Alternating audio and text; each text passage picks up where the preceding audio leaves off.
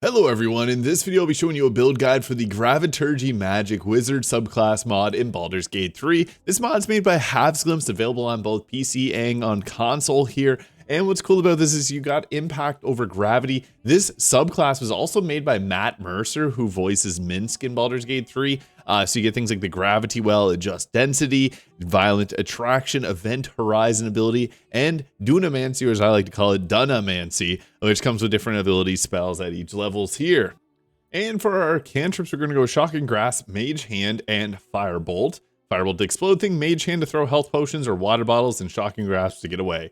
Now for our leveled spells, I'd like Mage Armor, just increase our armor class by 3. Shield to increase armor class by 5 as a reaction. I like Find Familiar for the Ravens in the early game to blind enemies. Chromatic Orb, just good coverage.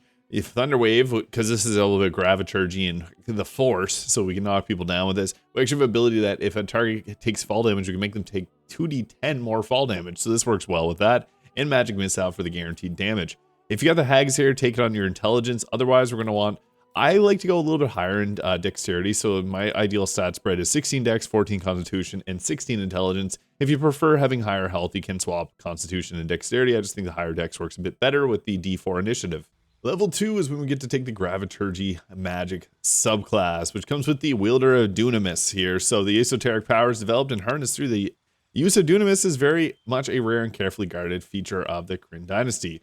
So your wizard spells give us, you basically get special spells here that aren't accessible from other classes, and these are accessible as you level up. And here we get adjust density, so it allows you to magically alter the weight of one or more creatures that you can see. And once we hit level 10, we will be able to do this on larger and smaller creatures. I'll also be taking this to level 12 or to level 20, but you can also do this at level 12. And the two special magic spells that we get here are the Gift of Alacrity, giving you or an ally a +5 bonus to their initiative, which is massive for level 1 spell slot. And Magnify Gravity, 2d8 force damage, momentarily increase the gravity centered on chosen point, having the movement speed of creatures in that area for 2 turns. If you want to make this less overpowered, take the D20 initiative model alongside this, because otherwise that's a really good boost. And I'm going to have that prepared, because you can definitely put that on someone that's got a lower initiative, like a fighter that's high in strength, and they will go around slashing everyone around. Level 3 gives us access to our other new spell here, the Fortune's Favor. So with this, we get the ability to add +4 bonus to an attack roll, ability check, or saving throw. And when an attack roll is made against a chosen target, the attack roll against our target that we apply this to gets a -4 penalties. This just keeps them safe. Fortune's Favor reminds me of the Fortune's Fury from Expedition 33. I also like to take Hold Person, but we need a damage option. We don't have any damage, so we'll take Scorching Ray there, because we don't got anything else for damage, so we'll prepare the following spells there. We just had Magic Missile and cantrips. Now we get some damage. Level 4 gives us access to our new cantrip, Sapping Sting here, which does necrotic damage, possibly making the target fall prone. We also get access to some more level 2 spells. Hold Person, always going to be a great spell to take. I like Darkness, doesn't really fit on the theming of this build, and Misty Step is a good choice as well. I'd recommend taking Hold Person into Scorching Ray for free crits on those. And then for our ability score increase at level 4, I think Wisdom, or going with an Intelligence increase is best. Alert for the +5 initiative is really good, but since we got the ability to give this to ourselves, we don't need to take that feat right early on. I still recommend taking it though, because we can always apply that to somebody else. At level 4 or 5 here, we get access to Pulse Wave. This pushes back creature. This is a spell that's part of Mr. Spells as well, but it's also standalone in this mod.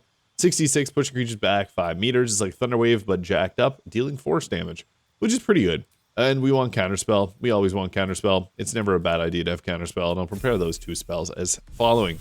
Level 6 gives our subclass feature Gravity Well. When you cast a spell on a creature, you can push or pull the target 2 meters towards you or away from you if the target is friendly. If the spell hits an attack roll, it fails a saving throw against the spell.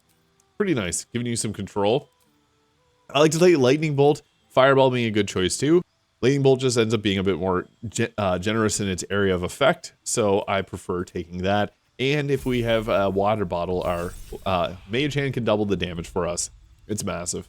Now we get to take some level 4 spells. We get the Gravity Sinkhole, which is a spell that does a 5d10 of force damage, creating a sphere of crushing force that possibly pulls all creatures within the circle of the sphere. And we also get Ice Storm, which is a great level 4 spell. And we'll prepare the Gravity Sinkhole. If you find that you're not using Mage Armor, you can then also take Ice Storm, because I like to have the Ice Storm for the crowd control Ice Surface. Level 8 gives us another ability score improvement. And we also got the confusion spell there. Minor elementals work pretty good as well, just because they will grab more aggro. You can take really whatever you want. We're not going to be using these spells as much as we'd be using some of the other choices here. I like to prepare Fireball there. And then we'll go with an intelligence increase. Alert being another choice, though. We'll take that probably later, even though we do get the spell that gives it to us. Again, we want to apply that to our teammates. And now we can take Cone of Cold, but also the Temporal Shunt. Prepare yourself to potentially send a creature to another point in time when they attempt to make an attack or cast a spell. So yeah, you can imagine, that's pretty crazy as a reaction. You don't have to use your action. You just react to it, boom, send them away. Yeah, that is pretty intense. Level 10 here, we get access to our special abilities, Violent Attraction Attack, using a reaction or Violent Attraction charge. When a nearby ally hits with a weapon attack, we can add a 1d10 bonus to that weapon's damage. Alternatively, whenever we knock a target down, we can make it take 2d10 of extra damage. So obviously it's better to make them fall down. We also get the decreased density and increased density that will now work on larger or smaller creatures as mentioned previously. We get access to another cantrip. Bone Chill to stop healing or Hold the Dead is a great choice. And then I like the Conjure Elemental and Hold Monster spells there because Hold Monster can really make some fights a lot easier. And Elementals, we always like to have those. Now level 10 gives us access to our level 11 spells. There's no special dunamancy spells here, but Chain Lightning and Odaluk's Freezing Sphere, it's enough for me. I really like Odaluk's Freezing Sphere, but Chain Lightning also is a really good choice. We can always take that at next level. Or if you're just going to level 12, you can choose between those two. I guess we do get to prepare another spell, and this is a final level.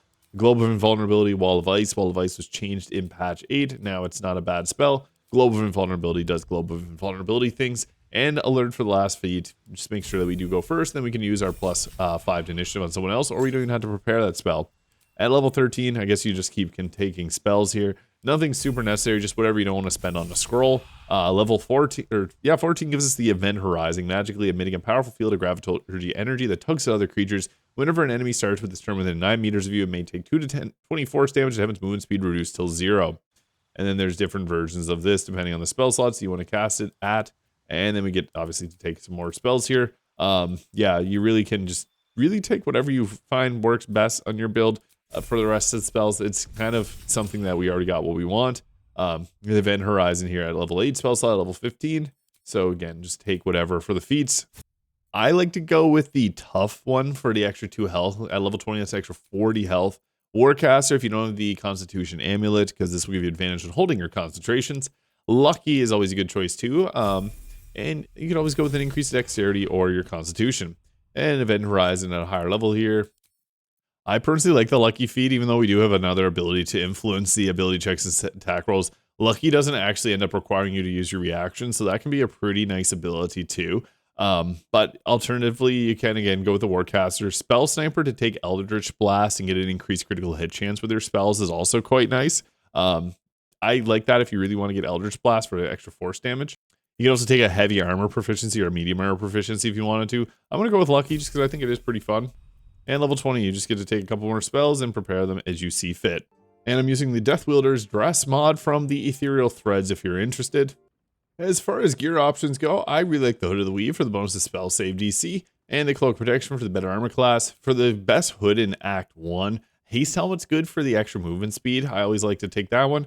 And you could also go with the Power Quickness hat for the extra bonus action, but you burn yourself. Robe of the Weave's the best late game. For early game, go with whatever robes you can possibly find. Or if you want to take an armor proficiency or even a dip into another class to get it, like a Tempest Cleric for the heavy armor proficiency could be nice. Because really early game, the clothing options suck until you get later on. Then you get Robe of the Weave. And then you can also pop yourself Mage Armor, which I do have prepared there. Which is kind of funny. We can activate our ability. But then that takes our armor class up to 23. Could take it higher, but that's fine. Gloves of the Bliggering Skies. These are really good because whenever we deal thunder or lightning damage, we apply reverberation on the target. And then I also like to take the Boots of Stormy Clamor. Alternatively, you could also then use the Coruscate Ring, which will apply radiating orbs on the enemy. And then also further stack it with the Callous Glow Ring. And then that'll stack your Boots of Stormy Clamor. And then you can free up the Gloves of the Belligerent Skies there, which allows you to take something like that. I mean, Helldust Gloves will give you a bonus spell save DC slightly. Luminous Gloves if you don't really have any radiant damage outside of just the Sunbeam spell there, but Winter's Crutches even works well, and Wondrous Glove for the extra armor class. Alternatively, you can take the Daredevil Gloves as well. I'm going to leave this on, and then instead we're going to take different boots here, because there's some good options, like the Evasive Shoes giving a +1 armor class, which is just going to take it up to 23 again. And then we also have the disintegrating Nightwalkers for the Misty Step, and you won't be able to slip on ice, which is actually kind of huge. You could build around ice, use the Snowburst ring, but I'm using the Coruscation for Radiating Orbs and Callous Glow Ring just to further debuff. I like the Hell Rider Lombo for that +3 to initiative, and then the Amulet of Greater Health, taking our health up a little bit higher. We also have the Staff of Spell Power here, which the reason I have this one equipped is it gives us the Arcane Battery here. We use this free cast, and then we summon in the Water Elemental. I like the Water Elemental, not the Myrmidon, because its main punch can create a chilled on the target, which makes it take extra cold damage, but you can use the Myrmidon forms. I like the Air Myrmidon in particular there. Also, if you want to summon in your minor elementals, you also have the ice methods here, which are pretty strong. And then we got our arcane recovery charges, which lets us then recover that spell slot like we need it with all these extra levels. But if you're at level 12, this really does matter. And after that, you want to take the Marka Heshker staff and then use the Bolts of Doom. This will apply lightning charges on everything you do, so that will further stack our Gloves of the Belligerent Skies, which can also proc now off Scorching Ray. And for our first in a combo, we actually have a lot of enemies we're going against today. So we'll use the Gravity Sinkhole. This is one of the special abilities here. It's going to pull everything in. This is actually a pretty decent option for damage there. So we can go ahead, pop them all into one place. And then you also have the ability to use your Gravity Well push or pull. So that can do some pretty funny stuff there. You can grab the push or pull on multiple enemies, reorganize them as you see fit. And yeah, that's a pretty decent option to group enemies together if you want to drop a fireball on them. Now, we need to deal with crowd control, so I'm going to throw an Odaluk's Freezing Sphere here, because this is just going to give us some good option, a really good option for damage, and then we can force the enemies over here to move down, because we want to make them come towards us. This also creates ice surfaces, so that pushes them, or I guess that makes it so that they slip and fall and lose their turn, which is ideal. And that's our two actions. I have haste on my character there, but we have a bonus action, Misty Step, to get away if needed. So here's the Temporal Shunt. I'm going to show this off. It's probably better to save for counterspell, but send them back in time. Boom. See ya. Yeah, the Temporal Shunt there. So they're now in the Astral Realm. They can't really do a whole lot. It's kind of funny. Water Elemental's great, though, because with him, he's able to set up our double damages. With the regular Slam there, this will make them chilled, so Cone of Cold deals double damage, and luckily got a critical hit there. One of my favorite things about playing as a wizard is setting up those ice surfaces, making them fall, and then they have to deal with that. That right there is a little advertisement on why being a wizard and having Odaluk's Freezing Sphere is so awesome. Now, our minor elementals here, they're really just existing for their Death Burst. That's probably the best choice if you don't have any enemies around. 9 damage is pretty terrible, but it creates a nice surface. You can save them for another turn, but I like to just go ahead there with them. Now, ideally, I'd hit this target with because they're chilled and they deal double cold damage, but I don't think that's actually the best move right now because we have our team that we have to protect. But we also, with the gear that we have, a Scorching Ray, which actually do a pretty big buff. The event, I guess I'll use the event horizon here. So this creates a little area around us. There's no point in upcasting it, so you can go with the lowest possible available one. And you also get a event horizon free cast, which you can then use for just a free version of this.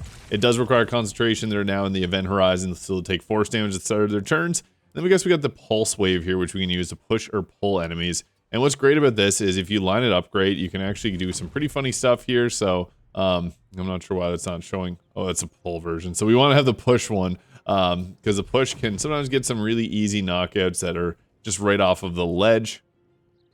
I actually can't find a good location to use the pulse wave. So I'm just going to use a chain lightning because we need to get some targets off of the board that are going to threaten our team there. And chain lightning, when in doubt, it's always a good choice. That got exactly what I wanted done. So that's good. But you can use the event pulse wave there to be able to set up a little bit better. Now we want to have enemies in our radius here whenever they start their turn, because then they'll take the force damage there. So now he's in the event horizon.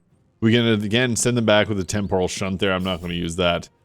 Shield is also, again, a nice option there. So yeah, you don't have to even use any of those abilities. Reverberation applied, and they took the force damage. So that's one of the nice things about this is you can actually stack up your conditions really easily with this ability here, because that was able to apply our lightning charges, and then that gave the reverberation stacks. So now I can't go past there because I'll get mind broken, but we have the pulse wave pull, which we can then use to pull things towards us, including this stool here, so we can just sit down in the middle of combat or stand on it, I guess. Yeah, so you can do some pretty funny stuff with the pull abilities here. Also, I guess we have the one last target to deal with. I'll increase the, I guess you can use the increase or reduce density here. This breaks our concentration. I'm just going to use it for the point of showing it off there. So we increase their density, which reduces their movement speed and gives them advantage on strength checks and strength saving throws. You can actually do this on your team. giving them strength-based ability checks, which is kind of a nice ability there. Yeah, I'm going to pay for it. But we have counter spells, so we got saved there. Otherwise, that would have been a very bad choice. I just want to show off that ability. I guess a gravity sinkhole that's upcast, it can do upwards of 10d10 of damage, so that's pretty fun. I'll just drop it straight down there. It's fine. Save myself with the luck. No, I didn't. But we can always just go around and push people around if we want. But that is the Graviturgy Magic Wizard. It's a lot of fun, kind of random, and it has some funny abilities there. But I really like that gravity sinkhole. You can also give that a gift of alacrity to your team. Give them a nice big boost to their overall initiative there. So everybody goes first. Pretty nice stuff. We also have the magnified gravity there, which can do additional damage as you upcast it, which is pretty nice for 2 turns. So that's a pretty okay spell to use for a damage option. And then we also got the Fortune's Favor there, which we can use to buff up our team until long rest, which is pretty nice. So I like those spells just for the buffs that they can apply. And then again, magnifying gravity is pretty nice, just to be able to blast away with that. I hit myself with it just to showcase it. But yeah, it has this cool effect there. So the Graviturgy Magic subclass mod made by Havsglimt here. Let me know your thoughts in the comments. I think this is an awesome class mod. Hit the subscribe button below if you haven't already. I hope you have a great day.